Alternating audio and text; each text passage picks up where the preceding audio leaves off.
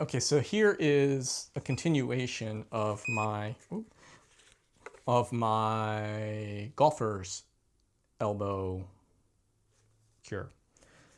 So you've done the twisting, the towel twisting, or the grip trainer squeezing and twisting. That's probably the biggest bang for your buck, biggest improvement you're going to get for golfer's elbow right off the bat, on top of, in conjunction with rest, ice, and reducing inflammation. And after you get this under control, the pain should subside, but you still need to kind of continue to strengthen those muscles, those tendons and those muscles / increasing strength. You don't necessarily have to have bigger muscles to increase strength, so that part I wanted to mention. And one thing in trying to discover the twisting fix, which I guess I'll call it the twist fix, kind of come up with a catchy name with that. It was at a certain point I realized eventually that increasing strength wasn't the problem per se in the affected area. I thought the affected area was the weak one, but I eventually realized I had to strengthen up the opposite side, the opposing muscle. And this continuation of the fix I didn't find until later, and it's a combination of fixes. And what you want to do is, and there's a muscle that's got a kind of a funny name because it sounds like it has something to do with your airway, and it's called the brachialis. And the brachialis is the muscle on the top of your forearm. It's a long muscle, not a chunky one like the bottom of your forearm, but it's a long one, and it tends to. Luckily, I've got good lighting here. It kind of extends, kind of like from here on, and that's the part that you are engaging when you do the twist fix. So when I realized that had fixed that, and I got the idea in my head, I'm like, okay, well, I'm going to get on, not only to get on top of it, but get ahead of the problem. So doing the twist fix remediated, got my tendons and strength on the opposing muscle up to where the pain was mitigated, but I wanted to go a little bit above and beyond that to make sure I didn't have a problem. And I kind of overdid it, but that's me, and live and learn, and hopefully you'll learn from my mistakes. That's it. A couple of things in this remediation effort is I like to do pull-ups, though smartly I learned years ago that to not do more than 10 pull-ups per set. And I can do some crazy calisthenics work, and it's all based on not doing more than 10 pull-ups per set, which is kind of hard to believe for a lot of people. And but the reason why I had that rule, and I actually had it when I had it in my mind before, about the time I was starting my Ninja Warrior training, was because I knew of the tendon issue, and this is all ironic. I knew I had to strengthen my tendons because my muscles were going to grow relatively much faster than my tendons, and I knew this from my climbing days in my early 20s. So funny, and the ironic part is I forgot about that tendon issue with my forearms.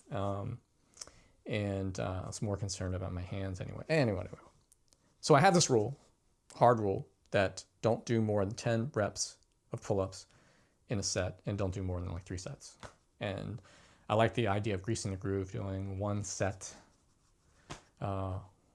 throughout, just doing one set once a day or whatever. And that cumulative, consistent work builds up just as much strength, in my opinion, as if you were to do these blocks anymore. So that was a hard rule of mine. And to the point of the pull-up, one thing I learned, actually fairly recently, when you do pull-ups and you do them often, and that's the whole point, don't do them so often that you create overuse injuries. Everyone's used to doing varying degrees of palms out pull-ups. And narrow, wide, really wide, even chin-ups. But one thing that people don't talk about or mention is doing pull-ups with palms in a position like with pegs. And it's kind of halfway between supinated and palms out. And as luck would have it, I have a pull-up bar that has all kinds of attachments and a pegboard. So that said, this advice, sorry, I don't have the attribution, but someone had mentioned doing pull-ups peg style. And what this does is, you probably can't see it because you're so far away. When you have your hand do pull-ups like this, your brachialis is really engaged. And if you're going to do pull-ups anyway, do them in the peg position, because you're going to strengthen not only your back, your grip, but also your brachialis, which you don't engage when you rotate your palms facing outward or supinated inward. And it's just one of these things, like if you're going to go do it, do the pull-up, get an added benefit that you weren't getting before. And what that will do is it'll build up your brachialis. Here's the other thing, and this is why I had this Unitree pump in my hand for the beginning of this video, is that I use this. It has a resistance curve from 0 pounds to 44 pounds and a resistance amount of 0 to 44 pounds. And I found the reverse curl to be a great exercise to build up your brachialis. And the reverse curl gets a lot of hate from bros because it doesn't necessarily build up your bicep, because it really doesn't directly. This is set to like 20 pounds or 22 pounds. But what the reverse curl does is it engages your brachialis a lot. Probably not as much as that, but if you're going to lift or do resistance training, this is a really good substitute. And I like using the pump because I can do one arm at a time and just isolate it and try to work on any imbalances. And so what the reverse curl is a curl. The traditional curls, supinated, palm facing up towards you, like soup. But it's reversed, so your palm's facing away from you.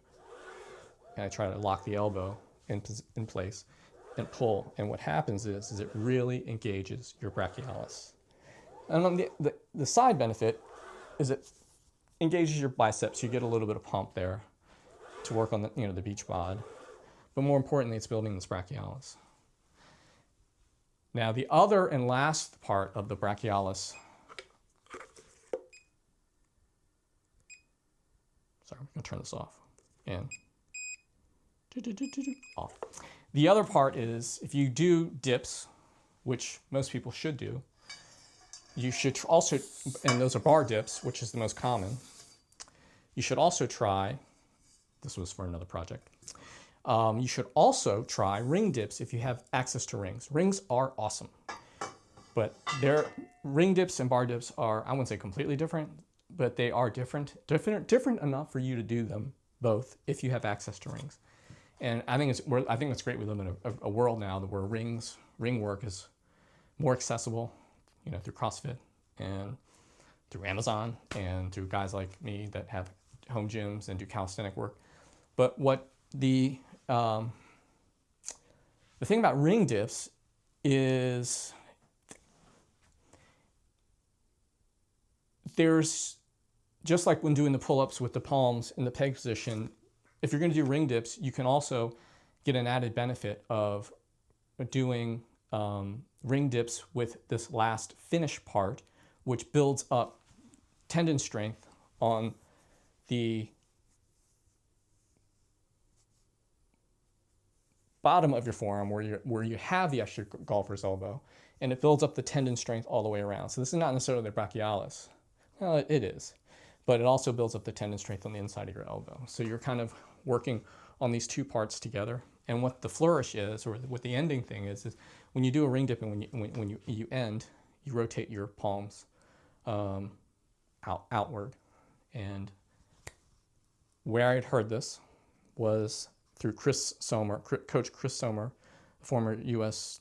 gymnastics team coach, through the Tim Ferriss show, episodes from years and years ago, and probably in the 4-Hour Body. I think it was actually in the podcast interview. But what this does is it works on, again, building the tendon strength without overdoing it, because you can't really do that many dips.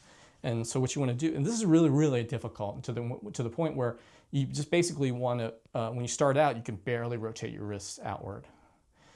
And the goal is to finish with your palms basically facing whatever wall's ahead of you. And if you notice people, gymnasts, male gymnasts, performing ring work, you'll see them rotate their wrists outward. And this is why, in the workouts. And so you want to do your dip, up, and rotate out like this, and work up to this. And it builds up that strength in those tendons there. It's really the tendon strength that you're building up. So it's one of these things where you can add and compound strength work on smaller muscle groups and tendon strength work on smaller groups that you normally wouldn't do with the exercise, if that makes sense. And this is kind of a good segue into working on the tennis elbow part, because I ended up getting that because I overworked it. But that's for another time. Thanks for watching, and leave any comments below if you have any questions or think I'm crazy and I'm totally wrong. And also like and subscribe, more importantly. I'm trying to build the channel up, and it's going pretty darn good now that I'm putting some effort into it. And I appreciate any help you can give me.